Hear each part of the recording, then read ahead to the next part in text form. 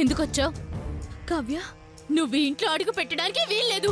వెళ్ళు, వెళ్ళిపో, వెళ్ళిపో, వెళ్ళిపో.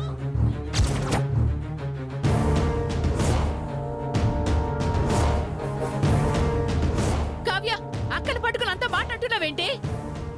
ఏమైంది నీకు? ఎందుకు దాన్ని అంత మాట అన్నావు? మీరంతా నోరు మూసుకోండి. సై, నువ్వు ఇంకొక క్షణం కానీ ఇంట్లో ఉన్నావంటే నేనే మెడపట్టి బయటకి గెట్టేస్తాను. వెళ్ళు, నా కళ్ళ ముందు నుంచి వెళ్ళిపో.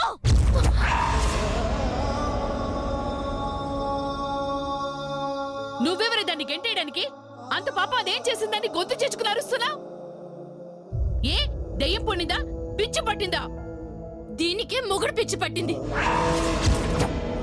చీ అన్నా, చా అన్నా, కొట్టినా తిట్టినా ఆఖరికి చెడిపోయింది అన్నా సిగ్గు లేకుండా వాడి దగ్గరికే వెళ్తుంది. ఇది అక్కడికి వెళ్ళడం మొదలు పెట్టిన దగ్గర నుంచి ఇక్కడ జరగకూడనివన్నీ జరుగుతున్నాయి. దీన్ని ఇంకా మన ఇంట్లో కూర్చోపెట్టుకుంటే మనందరినీ తీసుకెళ్లి జైల్లో కూర్చోపెడుతుంది, జైల్లో కూర్చోపెడుతుంది, జైల్లో కూర్చోపెడుతుంది.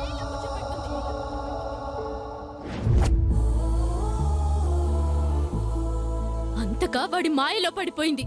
అంతగా వాడు ఆడించినట్టల్లా ఆడుతోంది. అబద్ధాలు, ఇవి చెప్పేవని అబద్ధాలు.